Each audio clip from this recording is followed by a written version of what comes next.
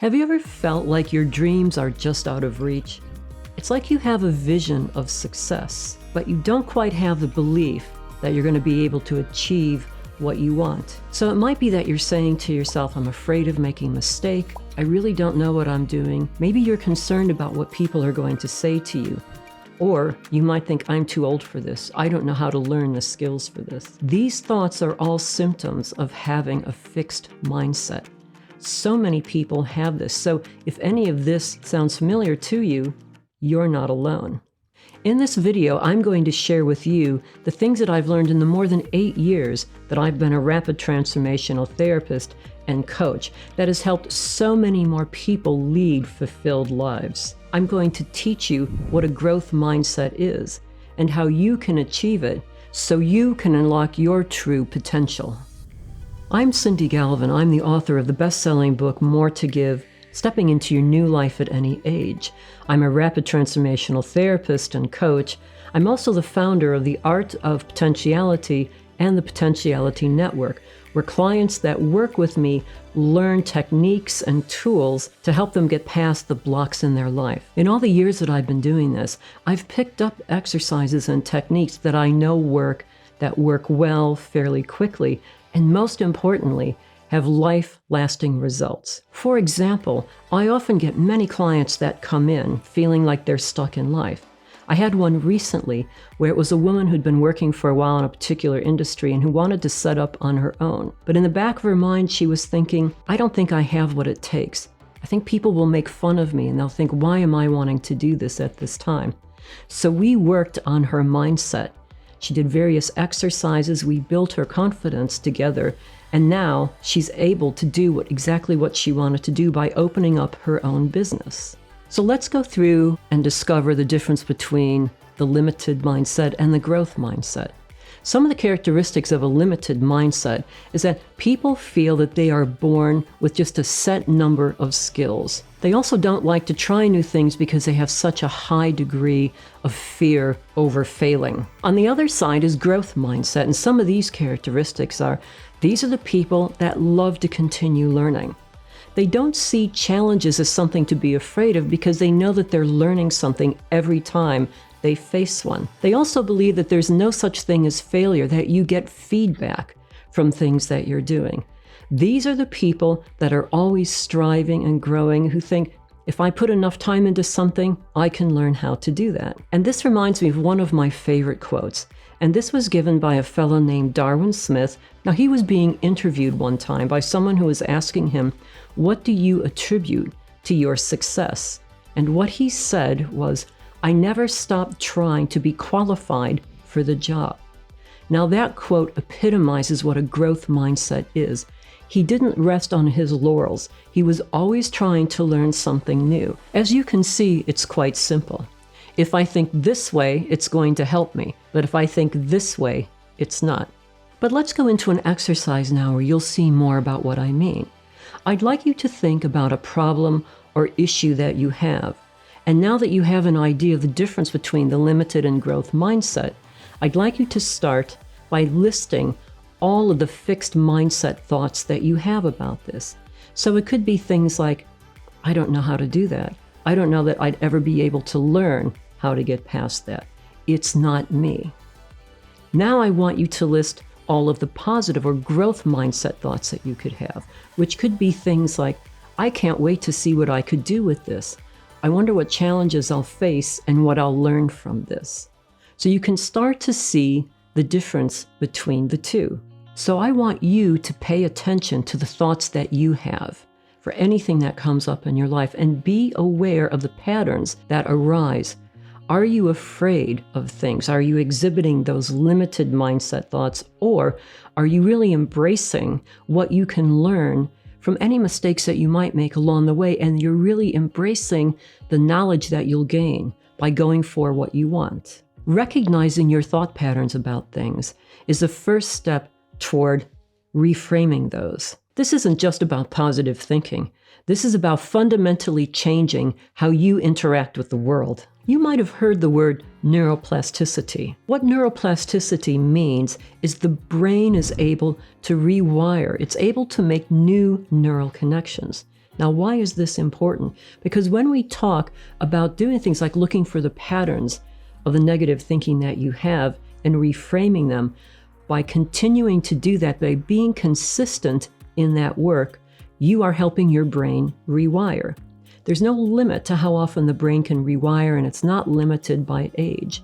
It comes about by repeating something over and over again so that the brain learns to achieve that. We did this all the time when we were younger and we were in school. When we were in class, we didn't know the things that we had to learn because we weren't born with that knowledge. We had to keep studying. An example I often like to use is times tables. We had to keep learning, so eventually one day we knew that 5 times 5 was 25. This is exactly what neuroplasticity is. You're training your brain to have different thoughts. Even if you have a negative thought that you've had for a long time, you can train your brain to overcome that by counteracting it every time it comes up for you. Next, I'm going to show you a 3-step process that I developed for use with my own clients that you can use to start empowering and growing your growth mindset. Step 1 is to become aware of the negative thoughts that you're saying to yourself. Now, typically what I ask clients to do is to write these down, because these aren't the kind of things that you might necessarily be aware of. Do this over the course of about 3 days. I'm not talking about writing 15 or 20 of these down. Keep it short, because then you'll be able to do this more easily and you'll stick with the process. Let's say you look for 3 to 5 of the negative thoughts that are coming up. So that's step 1. Step 2, every time that thought comes up, think about how you would reframe it. It might be that you have a thought that says, I can't do it. The reframe could be, I can't do it yet. I'll never be able to learn that. Could turn into, I'm curious to see how much I could learn. And now the final step of this, for every one of those negative thoughts, write down that reframe. Every time you catch yourself with a negative thought and you reframe it, you're actually training your brain to rewire, and this is what neuroplasticity is all about. You can use this to improve any area of your life so that you'll feel a sense of freedom. You won't have these thoughts holding you back the way they were once before.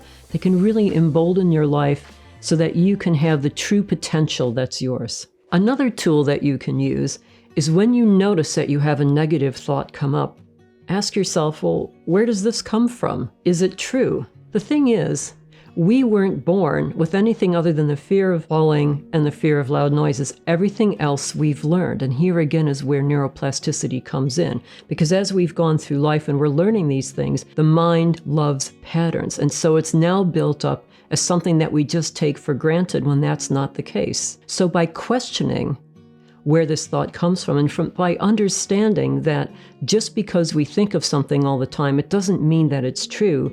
It just means we've been thinking about it for a long time. And what you're doing here is starting to interrupt the pattern of that negative thinking. Here's another really good exercise to use. So let's say you have a thought that comes up a lot of the time that says, I'm not confident. In this exercise, I want you to ask yourself, what's the opposite of that? Well, the opposite of that would be taking a look at the times that you have been confident. And now I want to teach you something that you can use with this that really empowers the change that you'll feel by starting to look at a negative thought this way. I want you to think about a time when you last felt confident, because I know that you've had an example of that. So go back to that time and see where you were, what was all around you, what were you feeling at the time, what were you hearing? Think of everything that you can imagine that was going around. It might have been you were in a school play, you were standing on stage. You felt the spotlights on you. You could see your parents in the audience, they were clapping. People had smiles on their face. You felt so proud of what you were doing. Just make everything that you're feeling as strong as you possibly can remember it. And now I want you to find where in your body you're feeling that sense of confidence. And just imagine that you're making it stronger and stronger. And what we're going to do with that is something that's called anchoring. So I want you to imagine that you're making that feeling of confidence as strong as it possibly can go. And imagine that, our emotions do this. They go all the way up to the top and then they start going down. So what I want you to do is imagine your confidence is getting to this point, and just as you feel it's getting as strong as it possibly can, I'd like you to take your thumb and your forefinger and press them together and then release. Now try this several times. Each time getting that feeling of confidence, building it up so it's as strong as it's going to be. And when you're almost at the top, do the same fingers press together and release. It's really important that you do this anchoring exercise just as the emotion gets to the top, because what you don't want to do is to anchor it as it's coming down the other side. Now, the amazing thing about this is that your body will remember those feelings because you've anchored it. So the thing to do with this is to practice it several times, building that confidence, putting the same fingers together just before it reaches the top. And if you keep doing this, this is a tool that you could use any time that your mind might try to bring a negative thought in. Put those fingers together, and that confidence will soar. We happen to be using it in this exercise, but you can use anything for this. I like to call this a neurochemical wash, because what you're doing is causing the feel-good chemicals to rise in your brain, the serotonin, the oxytocin, the endorphins, and you'll just get a lightness of feeling, which is a wonderful way to get past things that might be in your way. And in time, as you practice this, you'll be able to just recall that feeling that you want, so long as it's the one that you've practiced, and it will come back to you. So to wrap it up, I promise that if you follow these exercises, you will start to notice a significant shift in your thinking and how you interact with the world. So let's go through these exercises again. The first one is the 3-step process, becoming aware of the top negative thoughts that you have. Remember, just take 3 or 5. And every time that you have that thought, reframe it. And then finally, every time that negative thought comes up, say the reframe. And then the next exercise that we did, which is also noticing a negative thought, ask yourself, what's the opposite of this? And now you think about that feeling, and we move into the next exercise, which is around anchoring. You really think about that feeling, you make it stronger and stronger in your body, and remember, you're just catching it when you go to the top. Put your thumb and your finger together just before it comes down the other side. Keep practicing that, and you will find that it becomes embodied in you. So together, these are the most powerful transformational techniques that you can use to start reframing that negative thinking so that you can escape from the blocks that might be having on you and to live that life that you want to live. Remember, your mindset can go both ways, but you have the power to choose. Adopting a life of growth mindset isn't a destination, it's a journey. Thank you for joining me on this session. If you're ready for a life of continuous growth, click like and subscribe, and I'll see you next time.